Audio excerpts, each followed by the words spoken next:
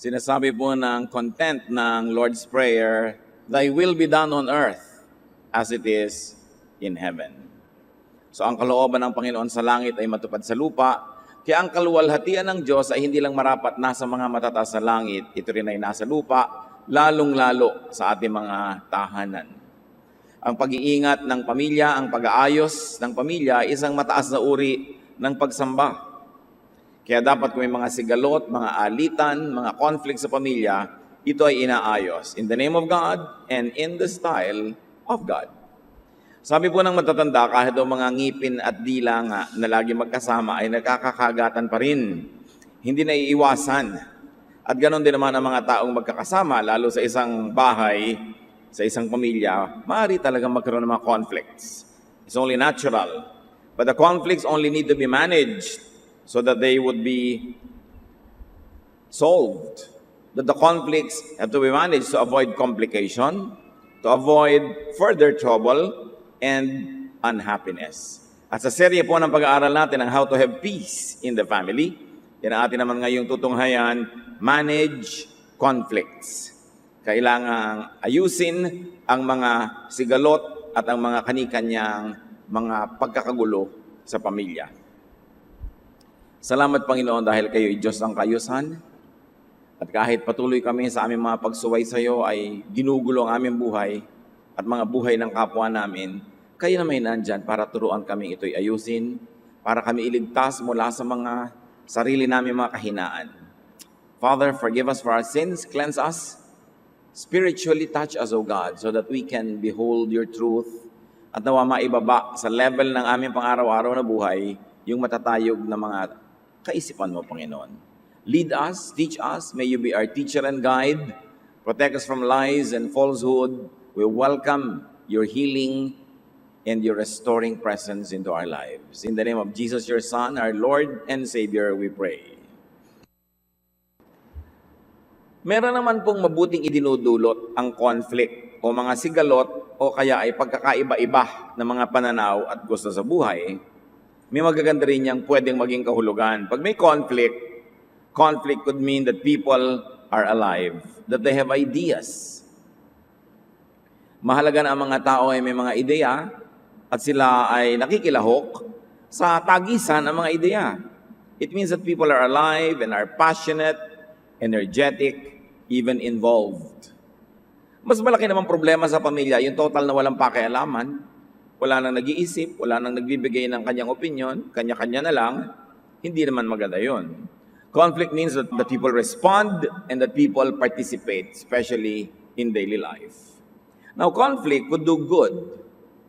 Sasabihin niyo, ano ikakabuti ng conflict? O pagkakaiba-iba ng pananaw at kung minsan ay paglalaban-laban nito, conflict brings out ideas. Siyempre, pag meron kang ibang ideya na kakaiba doon sa ideya ng iba, gusto mong patunayan na tama yun, gusto mo yun na ipagtanggol, you will defend your point and your position, and ideas come out. Conflict could do good because they test. Conflict tests, proves, and disproves points. Ang mahalaga lang, pag may conflict, willing kang pakinggan yung punto de vista ng iba, willing kang pakinggan yung ibang pananaw, at kung nakita mong mas maganda yon, willing kang baguhin ang iyong pananaw para tanggapin mo at ipamuhay yung mas magandang pananaw. Yan ang magandang nagiging bunga ng pagtatalo, ng pagdedebate, ng pag-iisip, kung talagang merong willingness na baguhin ang posisyon kung makarinig ng mas angkop at mas mainam. Hindi naman yung magkamatayan na yung ideya ko, hindi ko isusuko at yung ideya mo sa'yo, hindi ko tatanggapin kahit kailan. Pag ganon, baliwala ang pag-uusap. Kaya mahalaga, nag-uusap dahil ang tao merong pagiging handa na kung may marinig na mas tama, handa siyang talikuran yung sarili niyang pananaw at tanggapin yung mas mabuti. In that way, conflict refines ideas. Basta lang managed ang pag-uusap at ang pagpapalitan ng mga ideya. Proverbs 27:17, just as iron sharpens iron, friends sharpen the minds of each other. Kung nagpapatalima daw mga bakal, pag pinakikis-kis mo sila, pagka hinahasa mo, ganun din ang mga ideya ng mga nagkakasundo. Magkakaiba man at meron mga kuminsan ay contest of ideas, everybody will just emerge enriched if we have the proper attitude. Conflict identifies people's positions, and which is also good because you know where you stand, you know where the other person stands. And conflict can show loopholes and weaknesses of the system. Pag may pagtatalo, anong oras ba dapat tayo kumain? Ano bang dapat nating iulam? Paano ba natin uubusin ang ating limited na budget? Pag may pagtatalo, kung ano bang gagawin natin, tayo ba'y magpapaparty o mag-iipon para sa pag-aaral ng anak? Tayo ba ay bibili ng kotse o bibili halimbawa ng maliit na pwedeng panghanap buhay na gamit? Pagka mayroong ganun mga pagtatalo, lumalabas yung mas mabuti, napapabuti ang pamilya. Basta lang hindi pinaninigasan lagi ng tao yung kanyang pananaw at handa siyang pakinggan yung iba. So kung may pananaw number 1, nakipagtalo sa pananaw number 2, pwedeng paghaluin yon, kunin yung parehong magandang ideya at magkakaroon kayo ng bagong pananaw number 3, which is good for everybody. Bakit nga ba nagkaka-conflict ang pamilya? Isipin nyo na lang sarili ninyong pamilya, bakit may mga nag-aaway, nagtatampuhan, nagkakagalit, kuminsan nagpapatayan pa? Conflicts arise because of selfish agenda. Dahil sa pagiging makasarili, mga pananaw na pang sarili lamang, yung akin lang, baliwala na yung sayo, kaya nagkakaroon ng gulo. Conflicts arise because of misinformation or miscommunication. Hindi nagkaintindihan. Mali pala ang nakarating na balita. O mali man ay maraming dagdag. Kung tama man ito, maraming na iba. Kaya nagiging mali na rin. So mayroong misinformation. Madalas ganon. Hindi nagkakaintindihan. Conflicts arise because of unfairness or injustice, whether it is real or perceived. Siyempre, pagka naramdaman mo na walang katarungan, may kinikilingan, may naaapi, merong naagrabyado, magagalit yung naagrabyado. Ngayon, ang pagka-agrabyado mo man akala mo lang, guni-guni mo lang, o totoo, ganun pa rin ang effect. Because when people feel aggrieved, they will become defensive and even offensive. That's why there must be justice in the family. Dapat ang umiiral dyan ay katarungan, katuwiran, hindi yung lakas ng kamao o lakas ng bisig o lakas ng bunganga kung minsan. Conflicts arise because of methodology, style, personalities. Nagkakaroon ng pagkakaiba-iba dahil iba-iba ang pagkatao, iba-iba ang ugali, iba-iba ang nabuong estilo ng mga miyembro ng pamilya. Hindi ibig sabihin na iba yung pananaw niya, iba yung style niya, masama na siya at ako yung tama. Kung isa, pare-pareho lang tama o pare-pareho lang mali. Magkakaiba lang ng style. But conflicts arise also because of lack of commitment to the common cause. Pagka ang isang pamilya, ang isang organisasyon, ang isang bansa, hindi nagkakasundo kung ano yung tunay na mataas na pangangailangan at pinahahalagahan ng grupong ito, magkakanikan niya ng pinahahalagahan, magkakagulo. James 4:1-2, why do you fight and argue with each other? Isn't it because you are full of selfish desires? You want something you don't have, and you will do anything to get it. But you won't get it by fighting and arguing. Sabi, ganyan lang naman talaga ang dahilan, kaya kayo nag-aaway-away Makasarili lang kayo lahat. Iginigiit mo lang yung mabuti para sa'yo. Ipinipilit naman ng isa yung paniniwala niya. At ipaglalaban naman ng isa kung ano yung meron siyang benepisyo. Kaya kayo nag-aaway-away, gusto nyo lang makuha yung gusto nyo. Pero sabi ng Biblia, hindi nyo makukuha yung talagang mahalaga sa pamamagitan ng pag-aaway at pagtatalo. Conflict management and resolution yield good fruits. Pagka ang mga gulo ng pamilya, pagkakaiba-iba ng pananaw, ng estilo, pagiging makasarili man, pag ito'y nahawakan ng tama, pagka ito'y na-manage, napamahalaan ng tumpak, may bungang magandang idudulot to. That's why we should manage and resolve conflicts at home, even in the workplace, in the church, in the fellowship, where it matters, anywhere. Mabuti pa nga kung minsan yung mga kumpanya Yung matitinong kumpanya, pag nakakakita sila ng conflict ng mga empleyado, conflict ng mga departments or sections, nagpapamiting, nagbe-brainstorming, nag-iisip, naghahanap ng style para ayusin. At naaayos. Why? Because in the company, everybody is under the common cause. Productivity, halimbawa, cost cutting, competitiveness, whatever it is. Pero marami sa mga pamilya, mga conflict, hindi naaayos. Hindi talaga nauupuan, hindi na pag-uusapan. Kasi, kuminsan ang source ng conflict ay tatay na daig pa ang poon sa langit na hindi pwedeng tanungin o ituwid. So, paano maaayos yun? Mga nanay o ate o kuya na talaga namang sila na ang boss forever, hindi na sila makikinig sa iba. O kaya mga pasaway na mga bunso na hindi nakikinig sa katwiran. Kaya kung minsan, ang gulo ng pamilya hindi naaayos kasi talagang merong mga tao na ayaw magbigay daan para ito'y maayos. At sabi sa Colossians 3:13-15, put up with each other and forgive anyone who does you wrong. Love is more important than anything else. It is what ties everything completely together. At ito isang dahilan talaga kaya hindi naaayos ang conflict. Kulang sa pag-ibig. Kulang sa pagmamahalan sa isa't isa, ang mahalang ay ang sarili. O kaya yung isang kapatid may anak, ang mahalang niya, yung anak niya, hindi na niya mahal yung mga iba niyang kapatid o pamangkin, sila na lang ang may karapatang sumaya, sila na lang karapatan na magkaroon nito at magkaroon noon, magkakaroon siyempre ng conflict. Pero ano pa man yun, nang sabi sa Biblia, ano pa man ang inyong gulo, ayusin nyo. Magpatawaran kayo. Pagtiyagaan nyo ang isa't isa, magbigayan kayo. Sabi niya, ang tunay na pinakamahalaga, basta ang tao ay magkakasama, ang pag-iibigan. Pag-ibig lang ang nagtatali ng lahat para maging isa. Ito lang nagbibigkis ng lahat ng mga bagay. Sa inyo, mas mahalaga ang pag-ibig kaysa sa katwiran na, katwiran A, katwiran B, naglalabanan. Di bali na, sige, magmahalan na lang tayo. Mas mahalaga ang pag-ibig kaysa sa mga hatian ng mana. Mas mahalaga ang pag-ibig at magandang samahan kaysa kung sino ang nanalo sa argumento. Kaysa kung sino ang lumamang. Sabi ko, ang mahalaga, nagmamahalan kayo. Sa church, lalo na. Sa bahay, sa pamilya, maski sa bayan. Kaya kuminsan ang bayan na watak-watak, kanya ng mga agenda, kanya ng mga gusto, mahina. Sabog, divided, poor. Because in unity, a lot could be achieved.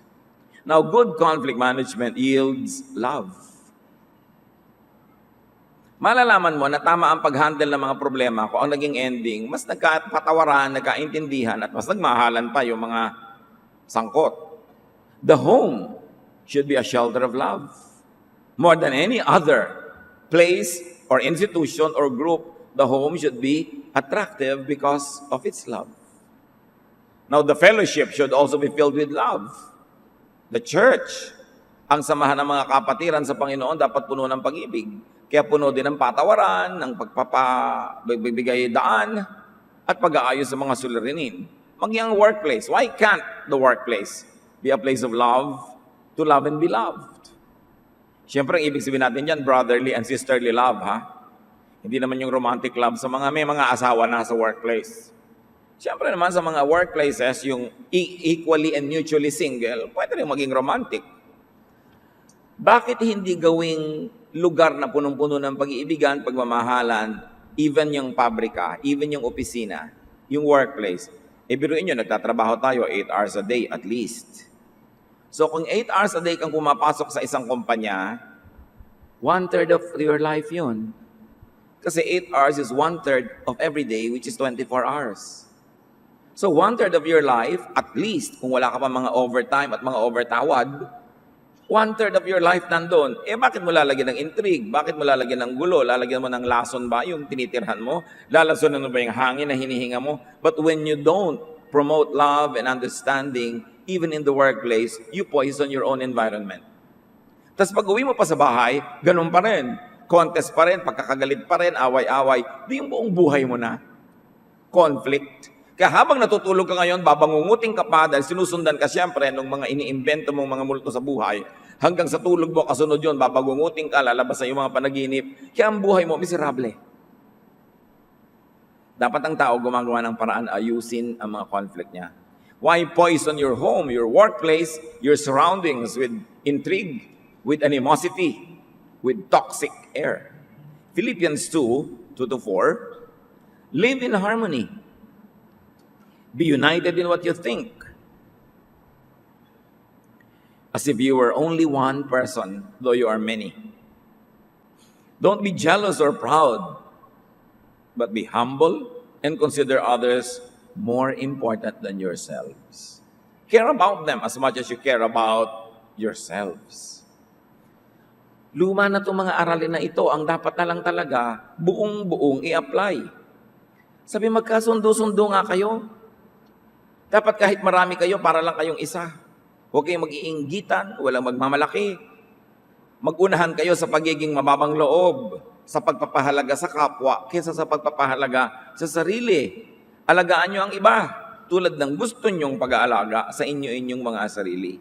Pag ginawa natin yan, we will inspire other people to do the same.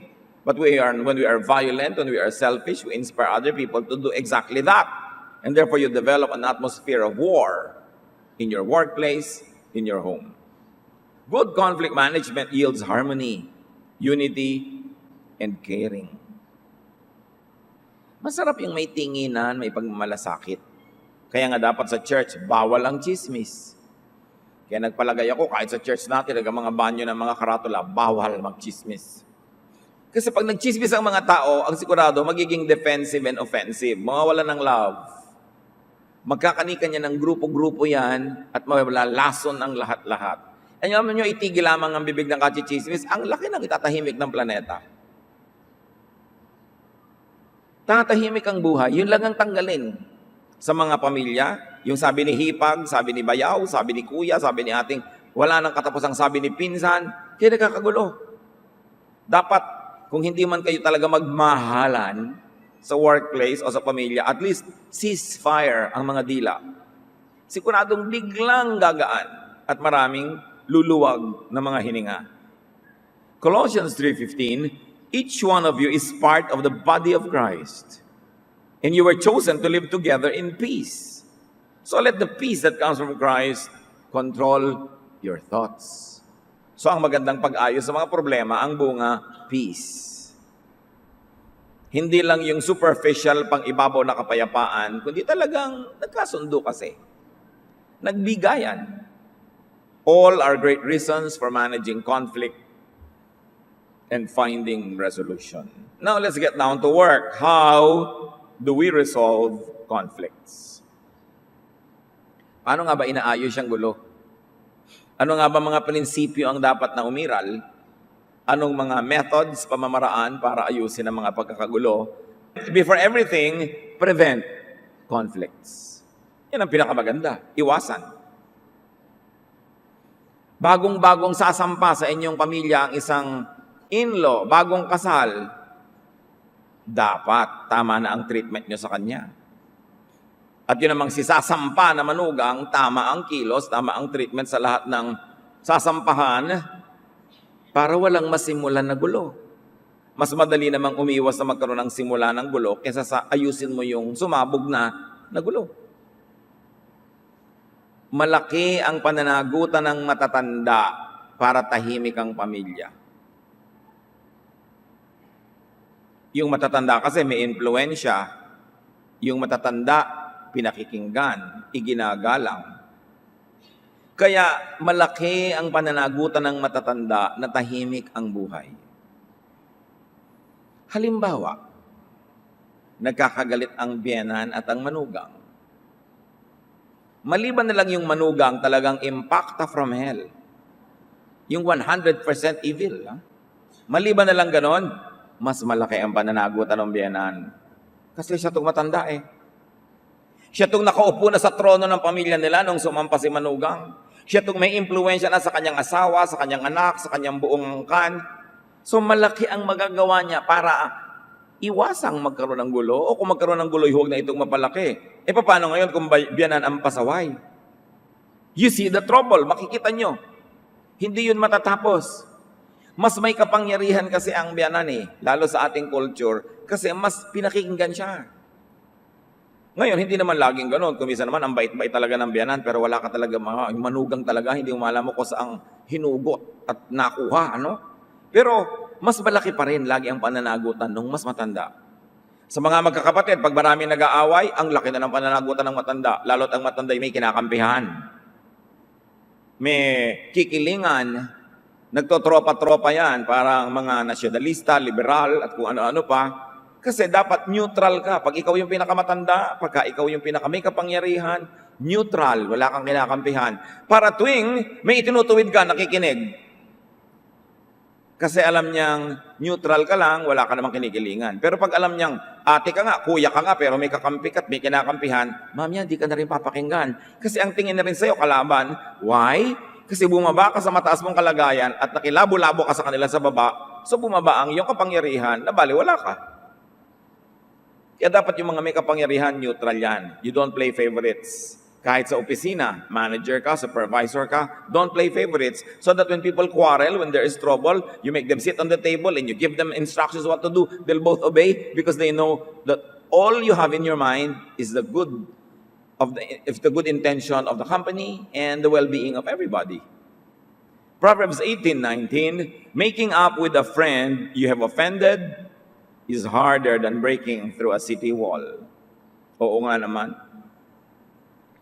Mas madali pa na kutkutin mo yung matigas na pader at makalampas ka sa butas na yon kesa sa mapabalik mo yung loob ng kaibigan mong lumayo ang loob sa'yo dahil nagalit.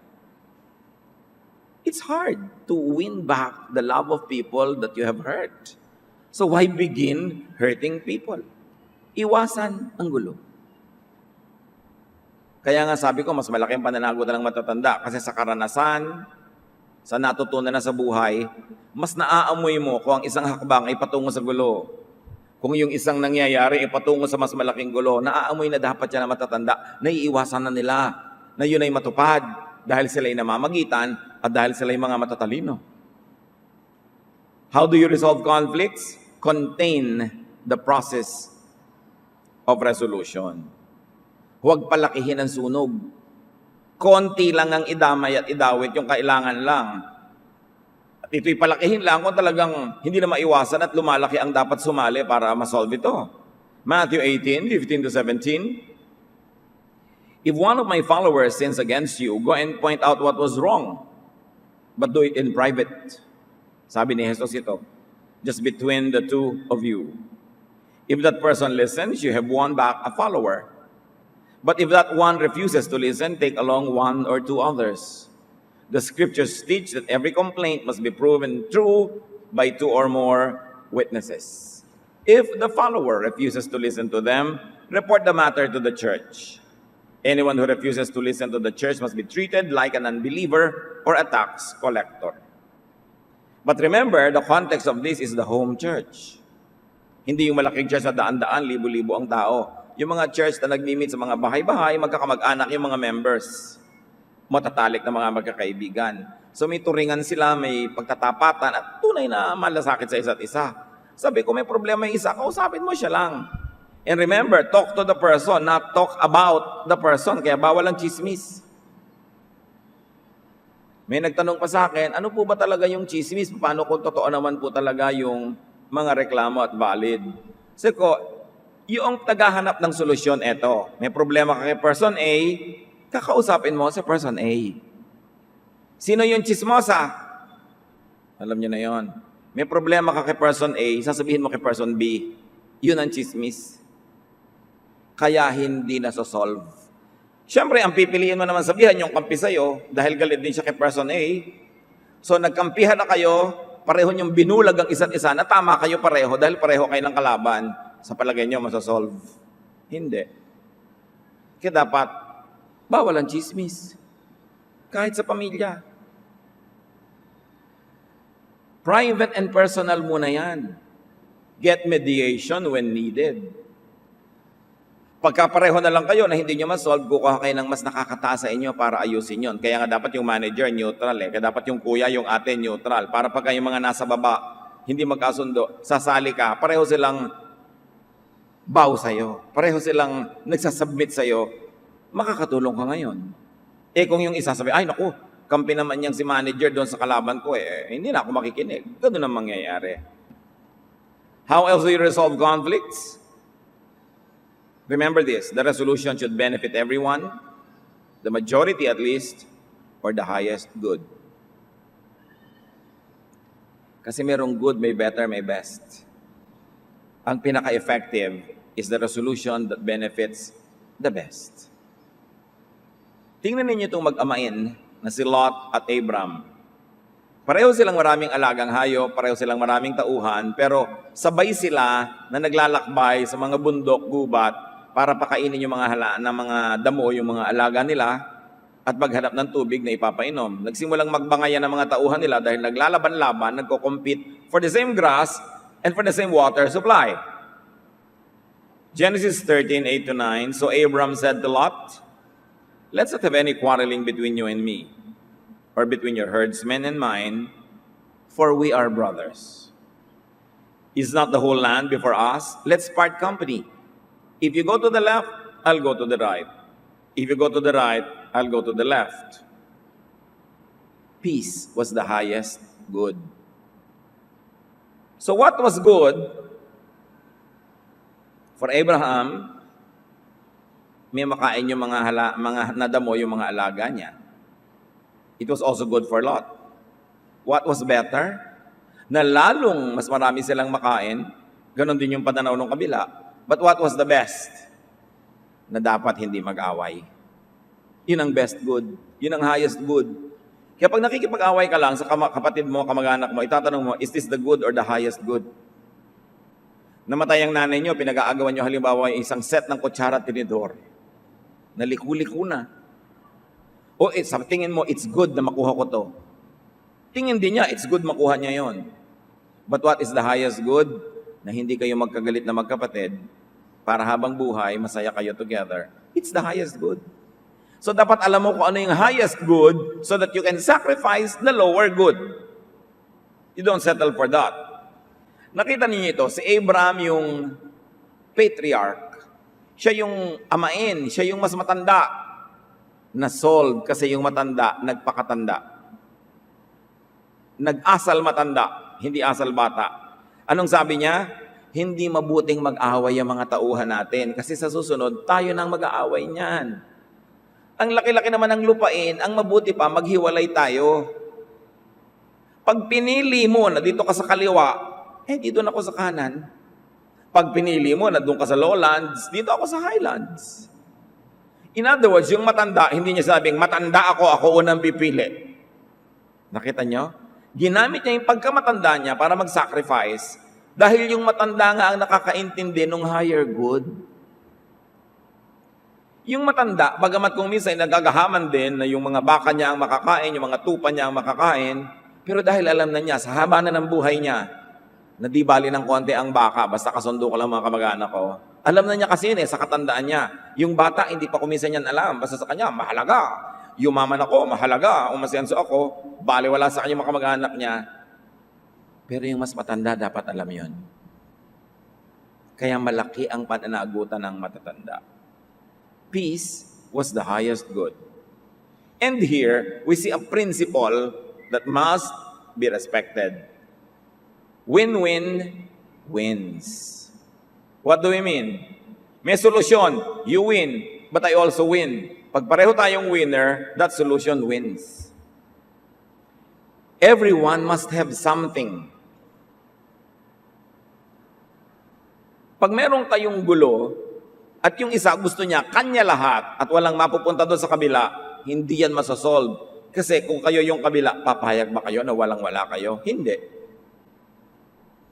Pag nakita niyo sobrang-sobrang lamang yung kabila at yung isa hindi yan masasolve. Kaya dapat pare-parehong may panalo. Ibig sabihin, may pare-pareho rin pagkatalo. Always leave something on the table for the other person when you negotiate. Not winner takes all. Walang kwenta yung winner takes all. Ako nanalo, kuha ko lahat. Pag nakatulog ako, yanakawan ako niyan, babalikan ako, gagantihan ako. Kasi wala nang natira sa kanya eh. Kaya sa magkakapatid, na gusto mo sa'yo na lahat, walang natira sa iba, hindi kayo magkakasundo. Meron kang kadil sa negosyo, gusto mo sa'yo lahat ang tubo, yung mga iba mong mga namuhunan, wala. Hindi kayo magkakasundo. Dapat pare-parehong meron. No favoritism, no injustice. At times, space and time helps. Katulad ni Abram and Lot. Kani-kanyang space para hindi magulo. May nagtanong pa sa akin sa Facebook, ano po ang gagawin ko sa nanay ko at asawa ko hindi magkasundo? Talagang nagawa mo na lahat, hindi magkasundo. Paghiwalayin mo. Bakit mo pipilitin magkasama? Hindi po namin kayang mabuhay. Di mamatay kayo. Hindi nyo pala kayang mabuhay ng hiwa-hiwalay. Dapat yung pag-aralang mabuhay na magkakasama. Pero hindi pwedeng ipinagpipilitan yung magkasama kasi matipid yun, tapos hindi kayo gagawa ng paraang tahimik ang buhay nyo. Hindi pwede. Ang isa sa mga pinaka-nakakasawa, nakakabagot na, nakakapagod na problema ng sanglibutan, yung problema na magbiyanan. Pag mahigit na kayong 2-3 taon na magkasama, magbiyanan, lalo din yan man maiwasan, di ba? Pareho na kayong mali pag hindi pa kayo nagkasundo. Pareho na kayo. Wala na akong kikilingan dyan. Kanya-kanya lang kayo ng argumento, kanya-kanya ng iyak, kanya-kanya ng pagpapahalaga sa sarili. Pero pareho lang yun. Ikaw manugang, hindi mo natutunan na adjustan yung biyanan mo? Ang tagal-tagal na? Isa lang naman ang biyanan mo? Di ba? Ang laki pagkakamali mo yan. Nanay yan ang asawa mo, di ka mag-adjust, di ka lumagay sa lugar. Ngayon, ikaw din naman si biyanan, asawa yan ng anak mo, hindi napapalitan, yan ang asawa. Tanggapin mo ng buong buo dahil wala ka ng choice. Napakalaking kahibangan na asawa na ng anak mo, ayaw mo pantanggapin. Ngayon, kung ayaw mo, tumira ka sa buwan. Lumayo ka. Doon ka sa Spratly Island. Ipagtanggol mo ang ating mga pulo. Di ba? Pero kung sisiksi ka din doon, magkakasama kayo, turuan mo ang sarili mo mag-adjust. Hindi magkalaban na magbiyanan ay mga manugang. Kasi magkaiba kayo. Halimbawa, ikaw si manugang, kaya mo ba maging nanay ng asawa mo? Hindi. Hindi mo naman siya kayang ipanganak, di ba? Therefore, hindi mo kakompetensya ang biyanan mo. Ang kakompetensya mo lang yung kauri, kamukha. Pero hindi kayo magkauri ng biyanan mo. Ibang class siya, ibang class ka. Hindi kayo dapat mag-compete. Wala kayo sa lugar. Ganon din naman yung biyanan. Hindi mo naman kayang maging asawa ng anak mo, lalo namang malaswa, hindi ba? So yung asawa niya, hayaan mo maging asawa dahil kayo na.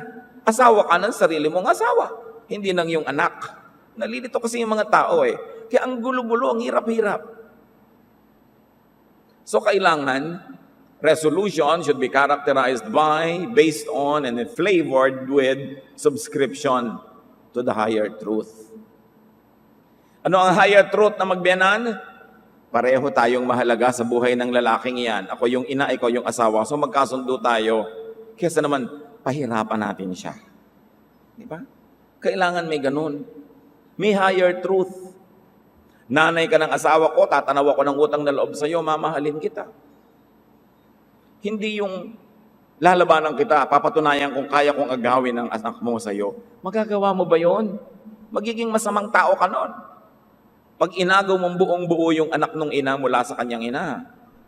Magiging masamang tao ka rin biyanan pagka inaagaw mo yung anak mo mula sa sariling asawa at gusto mong sirain sila para sumiksik sa iyo yung anak mo. Evil din yon. So anong highest truth? Magkaiba kayo ng papel, huwag kayo maglaban. Para walang gulo.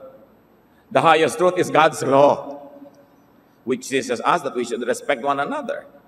And then, family objectives. Ano bang family objective? Makapag-ipon para magnegosyo? Pag nagkasundo kayo doon, therefore, hindi na kayo magtatalo kung magpapaparty ba ng bongga o hindi. Bibili ba ng kotse o ganito. Sabi, teka, wala yun sa plano natin. Gusto natin mag-ipon para magnegosyo. So clear. Dapat clear yung highest truth. Common good is high truth. And therefore, there should be impartiality and neutrality. Tama na yung mga away-awayan. Hindi na dapat yan ang nangyayari. Kasi yung mga nauna sa atin, buhay ng mga lolo at lola natin, gano'n na. Buhay ng mga magulang natin, gano'n na. Ngayon, sa life mo, replay na naman ang mga gulo na yan. Dapat na yan na sinosolve. Hindi na pwedeng paulit-ulit na lamang. Marami pang ibang pwedeng gawin ang buhay. Sayang ang energy ng mga tao na paulit-ulit lang yung problema nila at mga gulo, hindi naman nawawala. Sayang, marami pa tayong ibang pwedeng gawin. 1 Corinthians 1:10, don't take sides. So there must be a qualified arbiter. Kaya tayo nagpapakatino. Nagpapakatino ka halimbawa na president ng kumpanya o manager para pag may gulo yung mga tao mo, pinagtitiwalaan ka dahil matino ka. Nagpapakatino ka magulang para pag may gulo mga anak mo at nagpayo ka, paniniwalaan ka dahil wala kang favorites, dahil matino ka. Nagpapakatino kang leader para pag may lumapit sa'yo, maniniwala siya. Yun ang pagpapakatino kasi meron tayong pananagutan sa kapwa na pag lumapit sa atin, may katinuan silang makukuha mula sa atin. Kaya ang mga elders ng pamilya, yung mga nakakatanda, malaki ang tungkulin yung magpakatino. Kasi pag hindi kayo matino, saan lalapit ang mga members ng pamilya nyo pag sila nag-aaway-away? Dapat neutral ka lagi. Biyanan ka, marami kang manugang, 1, 2, 3, 4. Neutral ka dyan. Para pag sila nagbangayan, nagpayo ka, pakikinggan ka, dahil alam nila, neutral ka. Duty natin na maging matino. Pag hindi ka nagpapakatino, ang nawawalan yung mga tagasunod o nakakababa. Sa bawat pamilya na merong napakahaba at napakalaking di matapos-tapos na gulo, ang laki ng pananagutan ng matatanda. Dapat matino. Hindi dapat makasarili. So the arbiter should be diplomatic, acceptable, and pleasant. Usually, mga family authority figures yan or esteemed friends and relatives. At pag talagang hindi na yun masolve, kaya merong hukuman. Actually, hindi naman dapat adversarial at magulo at awayan yung see you in court. Halimbawa, bakit mo inurong yung buho ng lupa mo? Kahapon lang, malaki yung lote ko, natulog lang ako, lumiit, umurong yung bakod mo. Di ba? Sasabihin naman ng neighbor mo, hindi, yan talaga yung lote ko. Ikaw lang ang nag-urong kahapon. Binalik ko lang. So nag-aaway kayo. Sino ngayon ang mananalo? Di awayan kayo ng awayan, sayang ang pagod nyo. That's why you go to court. That's why you say, see you in court. Kasi yung mga tao doon are trained, sila ang makakaalam kung anong dapat. So dapat, dali na lang natin doon para masettle. Diba? Kaya marami mga trouble, kung minsan hindi matapos, sabi ko, magdemandahan na lang kayo. See you in court. Kasi walang gusto mag-submit sa higher authority, and pag court ang nagsabi, susunod kayo lahat because it's the law of the land. Kaya tingnan niyo si Solomon, mga nag-aaway na dalawang ina kung kanino yung anak, ang galing niya, matalino kasi siya, na-solve yung problem. Paano kung di ka matalino? Paano kung may favoritism ka? Paano kung wala kang credibility? You cannot govern. You cannot rule. Iginagalang ang matatanda kasi kagalang-galang.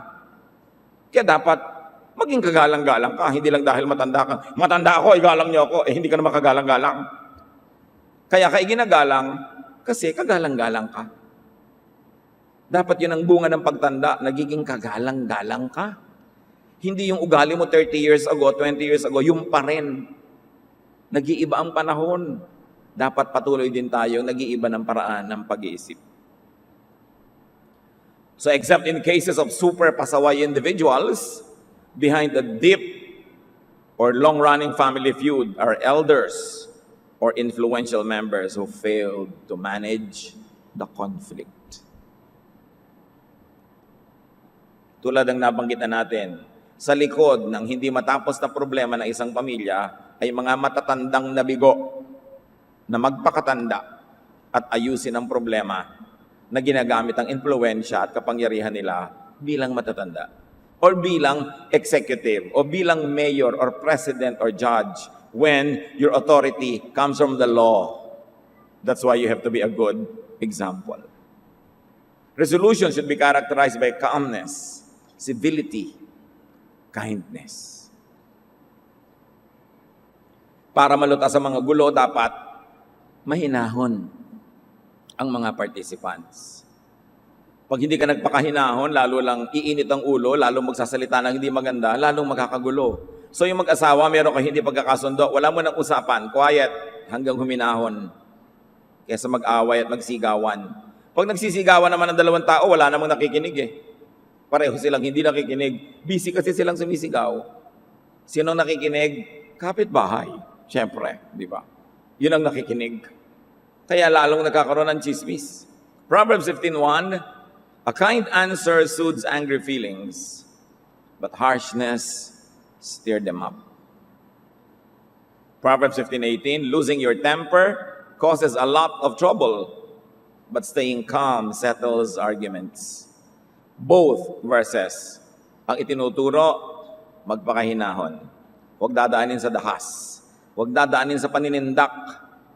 Daanin sa katwiran. Proverbs 16:21, good judgment proves that you are wise. And if you speak kindly, you can teach others. Pag mahinahon ka, mabait ka magsalita, kaya mong magturo kasi papakinggan ka. So ang tunay na galing, ang tunay na runong, pagka mahusay ang iyong mga pasya sa buhay. Of course, resolution of family problems must be flavored with timeliness.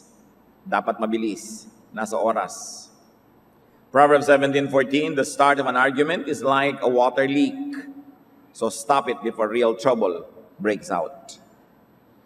Ang simula daw ng mga pagtatalo ay parang mga tumutulong bubong o kaya ay mga may crack na mga banga o may crack na mga dam. Sa simula, konti lang yan, pero pag hindi mo naagapan, biglang sasabog yan at lalaki ang damage.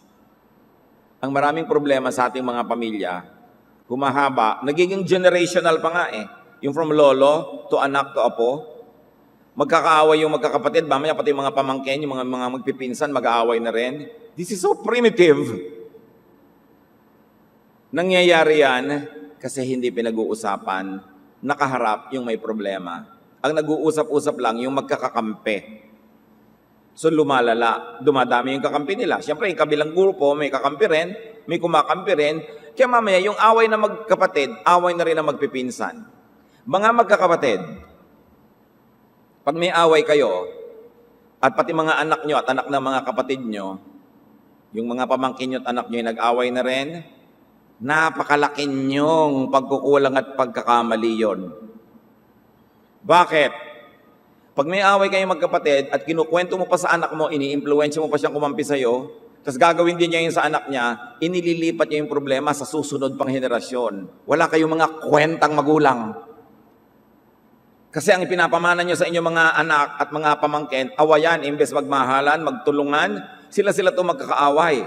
Gusto nyo ba yon na pag namatay na kayo, yung mga anak nyo kaaway yung mga pinsa nila? Pero yung mga magulang na hindi nag-iisip, ang gusto lang kakampi, hindi ang gusto malutas ang problema. Kayo magkakapatid, ibaranggon nyo sa mga anak nyo at pamangkin. Hindi nyo ibinababa sa kanila yung usapin. Mababa ang rank nila eh. Kasi babastusin mo yung kapatid mo para ikwento mo sa anak mo. Babastusin mo yung karanggo mo sa mas nakakabatang henerasyon. Nagtataksil ka dun sa rank mo. Dapat may ranking yan. Usapan niya na magkakapatid. Kayo mga matitinong mga magkakapatid, at marami tayong kilala niyan, kahit may awayan, di nakakarating doon sa mga anak. Pagsasali pa yung anak, Mami, totoo ba inaway ka ni auntie? Ganon. Usapan namin magkapatid, anak yan, huwag kang sumali. Ganon. Matino. Yung hindi matinong magulang, anak, napakasama ng auntie mo. Huwag mong kakausapin ng mga pinsan mo. Hindi katinoan yan. Kung meron kayong ganyan, bago kayo umalis dito, magsisi kayo, gumapang kayo palabas. Dahil hindi magandang ipinapamana nyo sa mga anak nyo. Gusto nyo gera-gera? Maraming ganyang pamilya tayo din alam, kaya hindi natatapos ang problem. May mga bata nga nag-iisip, bakit po ang gulo ng pamilya natin? Panahon pa ng mga lolo at lola. Kasi anak, yan ang pinakamaganda namin pamana sa inyo. Away. O sabihin nyo sa akin kung katinoan yon. Pati yung mga kani-kanya ngayong mga asa-asawa no, na walang kinalaman. Sasali sa gulo. This is not good. Remember, respect your rank. Kahit galit ka sa pinsan mo, kapatid mo, hindi nyo pinapababa sa next generation. If you want the next generation to respect yours. So, you need careful attention. You need lots of listening pagka tayo ay lumulutas ng problema. Proverbs 18:13, it's stupid and embarrassing to give an answer before you listen. Dapat nakikinig muna. So by now, nalalaman nyo na siguro mga kapatid kung ang inyong pamilya ay matino or not. Pag nagpapamana ng mga problema sa next generation, hindi kayo matino, I'm sorry. But that's the truth. Pag yung away mo ng kapatid mo, nililipat mo sa anak mo, hindi kayo matino. Hindi kayo naghahanap ng kapayapaan, naghahanap kayong kakampi. Kasi ang gusto nyo lang manalo, which is good. But the highest good, peace in the family. Yun ang highest good. Huwag kayong magpapadeceive doon sa good lang. It's wrong to do what is good when you can do what's better. when you can do what's best. So hindi pa huli ang lahat. Kung sa mga pamilya nyo, marami pa mga gulo, tas kayo itong mga matatanda, ate, kuya, kayo yung lola, huwag niyong sayangin ang nalalabing panahon sa ibabaw ng lupa. Gamitin niyo ang inyong lakas para ayusin ang inyong mga pamilya. Para magpantay man ang inyong paa at tawagin kayo ng batahala. Ano mangyayari? May iniwang kayong kapayapaan, hindi gulo. Mahirap naman yung inililibing kayo, nagbababag-babag yung mga nakikipaglibing at maraming ganyan. What a way to dishonor the dead. Pero siguro yung dead may kasalanan din. Namatay na lang siya at lahat di pa niya inayos. Kaya dapat lahat tayo gumagawa ng paraan. Pag nakakita kayo ng pagtatangka, pagkilos, pagsisikap ng member ng family ang ayusin ang problem, tulungan nyo agad, solve nyo agad yan. Kasi yung namang gagawa ng tama, so solve, pagka nakakita na hindi siya tinutulungan, mamaya, once bitten, twice shy. Magagalit lalo, ay ayaw nyo, wag nyo. Lalo ngayong titigas sa kanyang loob. Pababaan daw ng loob. Ang konte sa pamilya, pababaan ng loob, hindi pataasan. Palambutan ng puso, hindi patigasan. Pagka mayroong magkapatid, lalo't may edad na, above 30, above 40, na magkaaway kayo na mahigit 2 linggo, pareho na kayong mali niyan, wala nang tama at wala nang mali, pareho lang kayo. At tatanda nyo na, di pa kayo makagawa ng paraang mag-ayos. Wala kayong maituturo sa inyong mga anak at apo dahil ang nakikita sa inyo, ganong ugali. Wala kayong maipagmamalaki. Kaya dapat pagbabago ng loob, pagbabago ng puso. Lalo't lalo ka nakikinig ng mga aralin mula sa Biblia, mga sermon, paakanta-kanta ka dyan, pa-Bible study, tas alam ng anak mo, alam ng pamangkin mo na hindi mo inaayos ang problema ninyo. Ano yun? Palabas? Isang napakalaking show? So we must always be characterized with wisdom. Karunungan. Proverbs 12:18, sharp words cut like a sword, but words of wisdom heal.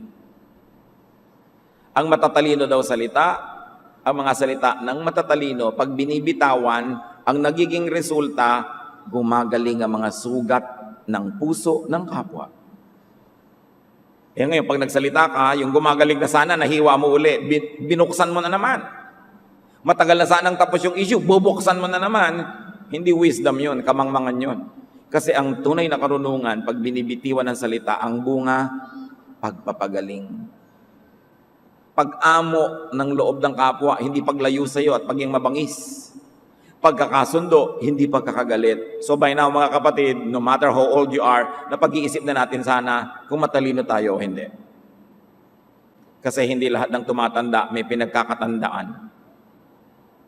Hindi lahat ng nagkakaedad kagalang-galang. Pinagtatrabahuhan yan. You earn it. It is not automatically going with age. It doesn't follow that if you are old, you are respectable. You have to live a life worthy of respect. And when you do that, you become empowered so that you could judge correctly, you could arbitrate correctly, you could leave a legacy of peace. Elders should strive for wisdom, not power show, not power play. Ang tunay na pagkakakilanlan sa matitinong mga matatanda ay yung pagpapakita ng karunungan, hindi yung paggigiit sa kanilang maisipan dahil lang matanda sila at dapat masunod. Mapalad ang mga pamilyang may matitinong elders. Sobra. Kung may lola ka, tiya na matalino, matino, napakapalad ng pamilya nyo.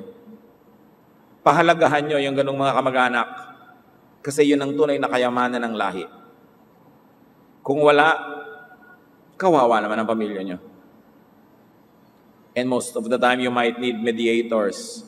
Kailangan nyo ng ibang imported na tagapamagitan para lang malutas ang mga problema.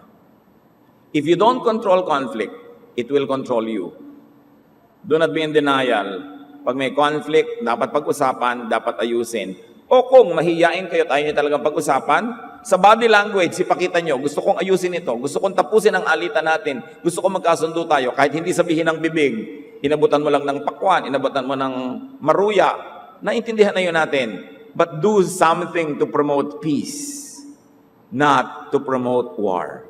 So be happy, be happier. God wants you happy. Sabi ni Lord, gusto ko happy ka. Panginoon naming Diyos, salamat dahil gusto nyo kami maging masaya.